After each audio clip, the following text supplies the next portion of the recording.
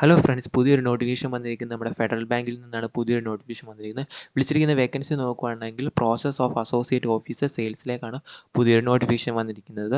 So ഇതിൻ്റെ detail ആയിട്ടാണ് നമ്മൾ നോക്കാൻ പോകുന്നത്. സോ ഓൺലൈൻ ആപ്ലിക്കേഷൻ സ്റ്റാർട്ട് ചെയ്യുന്ന ഡേറ്റ് നോക്കുകയാണെങ്കിൽ 20 ഫെബ്രുവരി 2026. സോ ക്ലോസ് ചെയ്യുന്ന ഡേറ്റ് നോക്കുകയാണെങ്കിൽ 4 മാർച്ച് 2026 ഓർത്തിരിക്കുക. സോ ഇതിന് ക്വാളിഫിക്കേഷൻ നോക്കുകയാണെങ്കിൽ നിങ്ങൾക്ക് ഏതൊരു ഡിഗ്രി ഉണ്ടായിരുന്നാൽ ഇതിലേക്ക് നിങ്ങൾക്ക് അപ്ലൈ ചെയ്യാൻ പറ്റും. ഇതിന് എക്സ്പീരിയൻസ് ഒന്നും ആവശ്യമില്ല.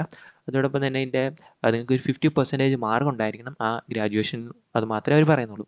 പിന്നീട് 10 +2 ഇപ്പോൾ ഡിപ്ലോമ ഗ്രാജുവേഷൻ പഠിച്ചവരാണെങ്കിലും അവർക്ക് 50% കൂടുതൽ മാർക്ക് ഉണ്ടായിരിക്കണം. 50% കുറഞ്ഞ മാർക്കുള്ളവർക്ക് ഇതിലേക്ക് അപ്ലൈ ചെയ്യാൻ സാധിക്കില്ല എന്ന് ഓർത്തിരിക്കുക. 10ാം ക്ലാസ്സും +2ലും ഡിപ്ലോമ പഠിച്ചവർക്കും പിന്നീട് ഗ്രാജുവേഷൻ പഠിച്ചവർക്കും 50% കൂടുതൽ മാർക്കുള്ളവർക്ക് ഇതിലേക്ക് അപ്ലൈ ചെയ്യാം. അതൊരു ക്രൈറ്റീരിയ മാത്രമേ ഇവർ പറയുന്നുള്ളൂ. ഏത് ഗ്രാജുവേഷൻ പഠിച്ചവർക്ക് ഇതിലേക്ക് അപ്ലൈ ചെയ്യാം. സോ ഇതിന് ഏജ് ലിമിറ്റ് നോക്കുവാണെങ്കിൽ 27 വയസ്സ് വരെയുള്ളവർക്ക് ഇത് അപ്ലൈ ചെയ്യാമെന്ന് ഓർത്തിരിക്കുക. ജസ്റ്റ് ഒന്ന് ഓർത്തിരിക്കാം. അതോടൊപ്പം തന്നെ ഏജ് ലിമിറ്റ് നോക്കുവാണെങ്കിൽ SC/ST കാൻഡിഡേറ്റിനൊക്കെ അതിൻ്റേതായിട്ടുള്ള ഏജ് റിലാക്സേഷൻ പ്രൊവൈഡ് ചെയ്യുന്നുണ്ട്. നമ്മളായിട്ട് പറയുവാണെങ്കിൽ നിങ്ങളിപ്പം കേരളം ചൂസ് ചെയ്യുവാണെങ്കിൽ കേരളത്തിൽ നിങ്ങൾക്ക് 2 ഡിസ്ട്രിക്റ്റ് വേണം നിങ്ങൾക്ക് പ്രിഫർ ചെയ്യാൻ പറ്റുമെന്നാണ് ഇവർ പറയുന്നത്. 2 ഡിസ്ട്രിക്റ്റ് നിങ്ങൾക്ക് ഇവിടെ പ്രിഫർ ചെയ്യാൻ പറ്റത്തുള്ളൂ. Period on പ്രൊമോഷനാണ്. സോ ഇത് പറയുന്നത് എന്താണെന്ന് വെച്ചാൽ associate officers will be promotion for 1 period of 1 year എന്നാണ് പറയുന്നത്. സോ ഒരു വർഷത്തിന് ശേഷമായിരിക്കും നിങ്ങൾക്ക് പ്രൊമോഷൻ കിട്ടുന്നതെന്ന് ഓർത്തിരിക്കുക. ഇനി സെലക്ഷൻ റൗണ്ട് എങ്ങനെയാണെന്ന് വെച്ചാൽ ആദ്യം നിങ്ങൾക്ക് ഷോർട്ട് ലിസ്റ്റ് ചെയ്യും. ഷോർട്ട് ലിസ്റ്റ് ചെയ്യുന്ന കാൻഡിഡേറ്റിനെ ഗ്രൂപ്പ് ഡിസ്കഷൻ അതുപോലെ തന്നെ ആപ്റ്റിറ്റ്യൂഡ് ആൻഡ് പേഴ്സണൽ ഇൻ്റർവ്യൂ ഉണ്ടായിരിക്കും. Or other mode of selection is decide by the ബാങ്കിനാണെന്ന് പറയുന്നുണ്ട്. Group discussion will be conducted virtually through Microsoft ടീമിനെ. അപ്പോൾ വെർച്വലി ഉള്ള ഇൻട്രാക്ഷൻ ആയിരിക്കും ഗ്രൂപ്പ് ഡിസ്കഷൻ. നിങ്ങൾക്ക് നേരിട്ടുള്ള കോൺടാക്റ്റ് അല്ല, ഫേസ് ടു ഫേസ് ഇൻ്റർവ്യൂ അല്ലായിരിക്കും, വെർച്വലിയുള്ള ഇൻ്റർവ്യൂ ആണെന്നാണ് പറയുന്നത്.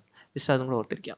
ഇനി എങ്ങനെയാണ് അപ്ലൈ ചെയ്യുന്നതെന്ന് വെച്ചാൽ eligible candidate advise to apply online before 4 March 2026 എന്നും പറയുന്നുണ്ട്. അപ്പോൾ ജസ്റ്റ് ഒന്ന് ഓർത്തിരിക്കാം. ആപ്ലിക്കേഷൻ രജിസ്ട്രേഷൻ്റെ എങ്ങനെയാണ് ചെയ്യേണ്ടതെന്ന് എല്ലാവരും മെയിനായിട്ട് ഇവിടെ കൊടുത്തിട്ടുണ്ട്. ജസ്റ്റ് ഒന്ന് നോക്കാം. ഇനി ഫീസ് നോക്കാം. ജനറൽ കാൻഡിഡേറ്റിന് മറ്റുള്ള കാറ്റഗറിക്ക് 500 രൂപയും SC/ST കാൻഡിഡേറ്റിന് 125 രൂപയാണ് എക്സാമിനേഷൻ ഫീസ് എന്ന് പറയുന്നത്, അല്ലെങ്കിൽ ആപ്ലിക്കേഷൻ ഫീസ് എന്ന് പറയുന്നത്. സോ അത് ജസ്റ്റ് ഒന്ന് ഓർത്തിരിക്കാം. ഇനി നമുക്ക് മെയിനായിട്ട് നോക്കേണ്ടത് വേക്കൻസിയാണ്.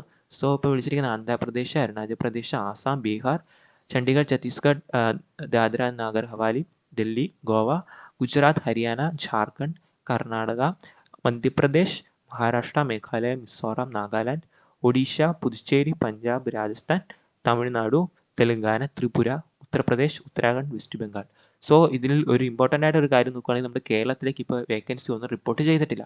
പക്ഷേ ഇപ്പോൾ ഇവിടെ നോക്കുകയാണെങ്കിൽ തമിഴ്നാടുണ്ട്. ഈ തമിഴ്നാട് ബേസ് ചെയ്യുമ്പോൾ നമ്മുടെ കേരളത്തിൻ്റെ ബോർഡറായിട്ട് വരുന്ന ഈ കന്യാകുമാരി, അതേപോലെ തന്നെ കർണാടക എടുക്കുകയാണെങ്കിൽ കർണാടകത്തിൽ നമ്മുടെ ഉടുപ്പി, അങ്ങനെ ആ സൈഡൊക്കെ, അത് കേരള ബോർഡറുമായിട്ട് ചേർന്ന് നിൽക്കുന്ന ലാംഗ്വേജ് പ്രൊഫഷൻസി ഉള്ളവർക്ക് ഇതിലൊക്കെ അപ്ലൈ ചെയ്യാൻ ഓർത്തിരിക്കുക. അല്ലാതെ കേരളത്തിൽ ഇപ്പോൾ ഇതുമായിട്ടും വേക്കൻസി റിപ്പോർട്ട് ചെയ്തിട്ടില്ല. അപ്പോൾ അതാണ് മെയിനായിട്ടുള്ള ഒരു കാര്യം. അപ്പോൾ വിളിച്ചിരിക്കുന്നത് പ്രോസസ് ഓഫ് അസോസിയേറ്റ് ഓഫീസ് സെയിൽസിലേക്കാണ്. ഫെഡറൽ ബാങ്കിൽ നിന്നാണ് വിളിച്ചിരിക്കുന്നത്. നമ്മുടെ കേരളത്തിലേക്ക് ഇപ്പോൾ റിപ്പോർട്ട് ചെയ്തിട്ടില്ല. അപ്പോൾ കേരളത്തിൽ ഉള്ളവർക്ക് ഇതിലേക്ക് അപ്ലൈ ചെയ്യാൻ പറ്റത്തില്ല എന്നും കൂടെ ഓർത്തിരിക്കുക. അപ്പോൾ അപ്ലൈ ചെയ്യാൻ പറ്റുന്നവരെ പ്രൊഫഷൻസി മറ്റ് ലാംഗ്വേജസിലുള്ളവർക്ക് ഇതിലേക്ക് അപ്ലൈ ചെയ്യാം. Thank you.